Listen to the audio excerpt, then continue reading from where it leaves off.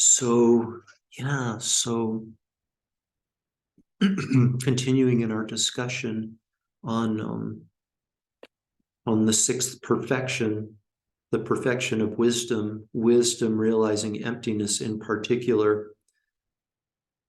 These teachings and this view really involve a complete paradigm shift. It really does. And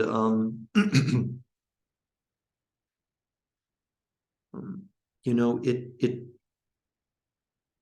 viewing things, should we choose to apply ourselves to doing so, kind of overhauling the way we see the world, seeing people, places, situations, and inanimate objects as being empty of inherent existence, just being like a mirage that doesn't happen overnight. We've become so conditioned to seeing things in a literal way, that we kind of don't even that we don't even think about it. We just do it. And excuse me.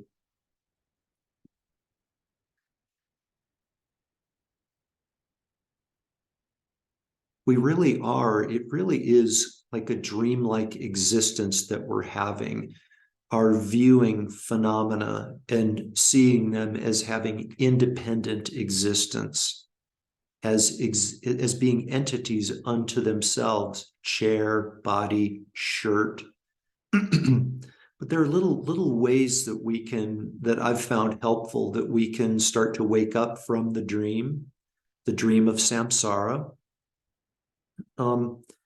Just kind of like just recognizing things, like when you go to make a cup of tea for yourself, we think, oh, I'm going to heat up some water to make some tea, right?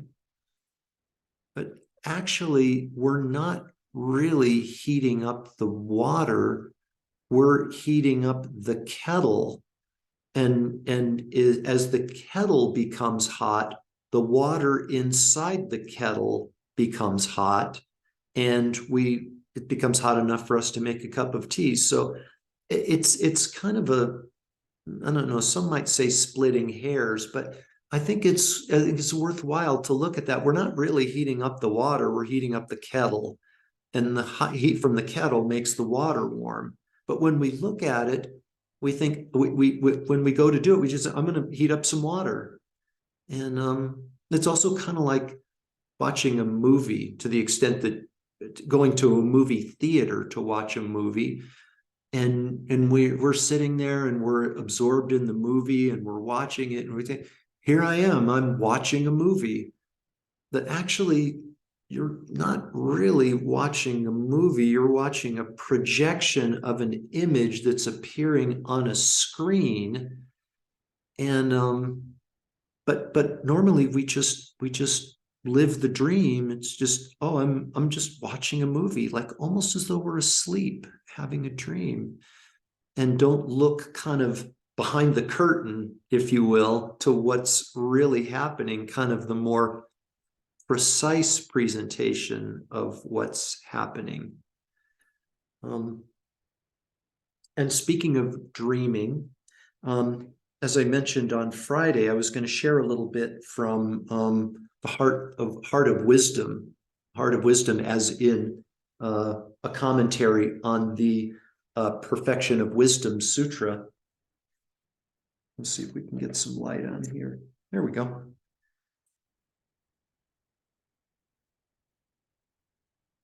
So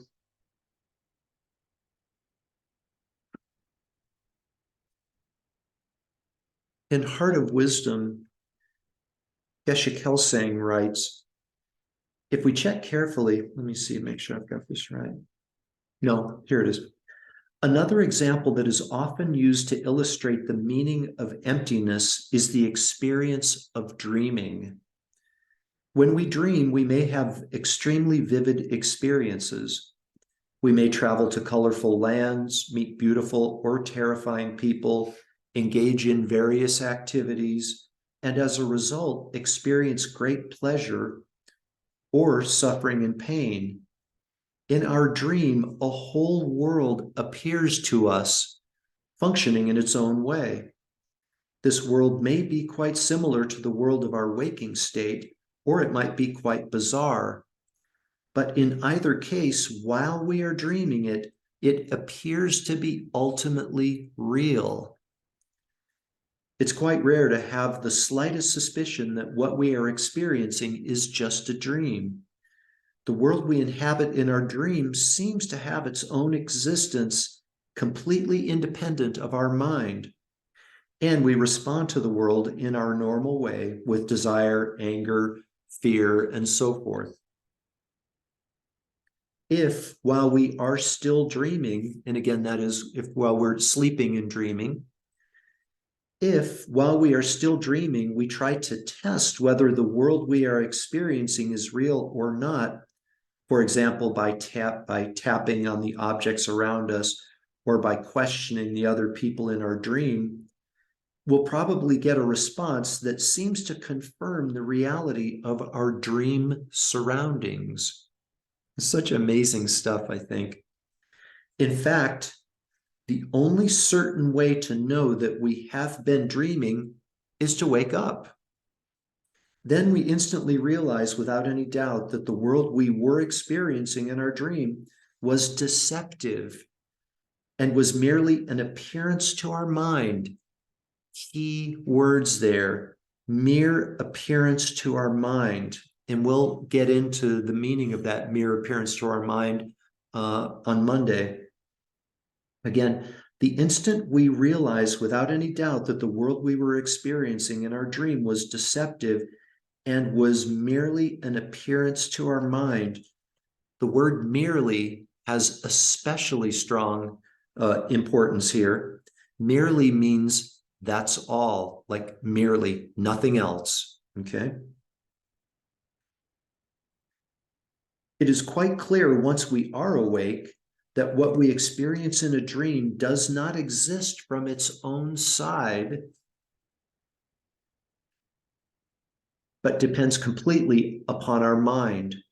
For example, if we dream of an elephant, the quote, dream elephant is merely an appearance to our mind and can't be found inside our bedroom or anywhere else. A mere appearance to mind, the dream elephant was. If we check carefully, we'll realize that our waking world exists in a way that is similar to the way in which our dream world exists. Like the dream world, our waking world appears vividly to us and seems to have its own existence independent of our mind, shirt, body, room, sense of self. Just as in the dream, we believe this appearance to be true and respond with desire, anger, fear, and so on. Also, if we superficially test our waking world, like we did with our dream world, to see whether it really does exist in the way that it appears, we shall again receive an apparent confirmation of our view. If we tap on the objects around us, they will appear to be quite solid and real.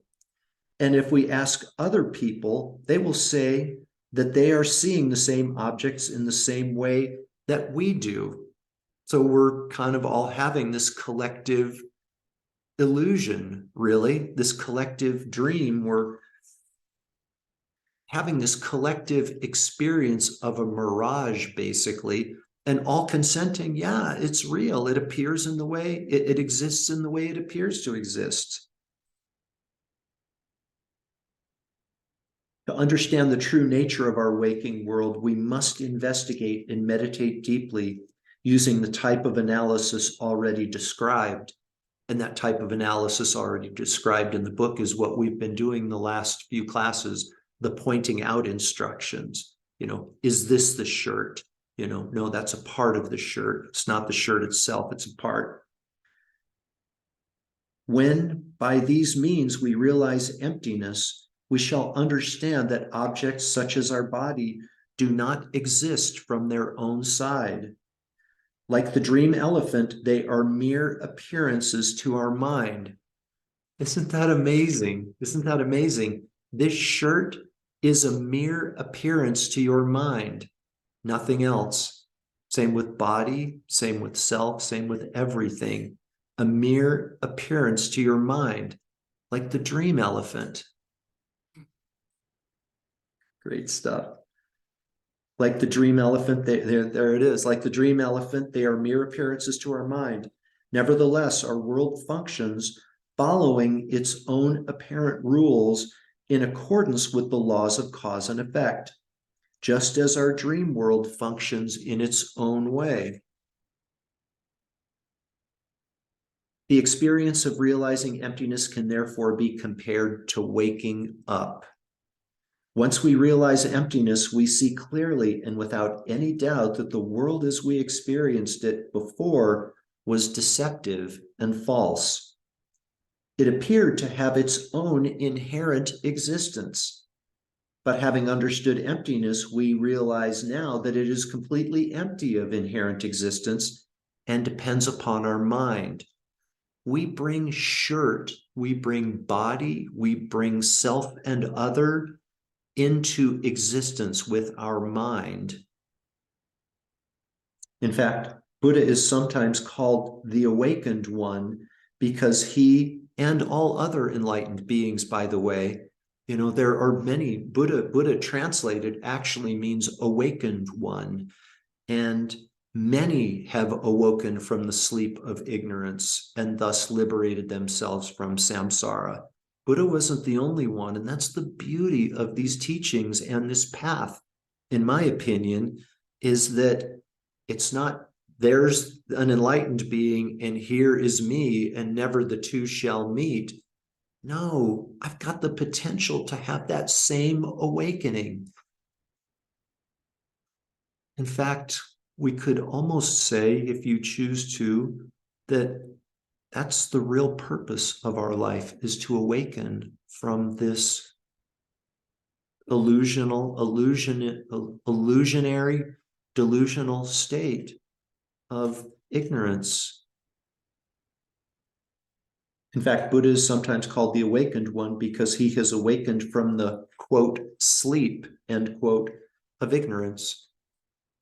So such beautiful writing there. It's amazing. Heart of Wisdom is the name of the text if you want to get it. I've read it countless times. You guys, I have a fairly capable working knowledge of wisdom realizing emptiness, the sixth perfection. And it's a result of my having read this book many, many times and listened to many, many teachings and contemplated it over and over the past several years. And I would invite you to maybe consider doing the same thing, because there's no more important application of your efforts than coming to understand and then ultimately realizing these teachings that will give you the means of getting out of this cyclic existence called samsara and liberating yourself completely and permanently from the sufferings that result from samsara. So beautiful. You guys, the Feng Shui workshop is tomorrow afternoon from 1 to 4. You can drop in, no pre-registration required. Medicine Buddha tomorrow morning at 9, from 9 to 9:45. You can drop in and attend in person if you want, or you can continue to Zoom in. Thank you. You guys have a beautiful day. Thank you, Jeff. Thank you, Jeff. Thank you so much, Jeff. That was great. I'm glad Thanks, you Jeff. enjoyed it. You're most welcome.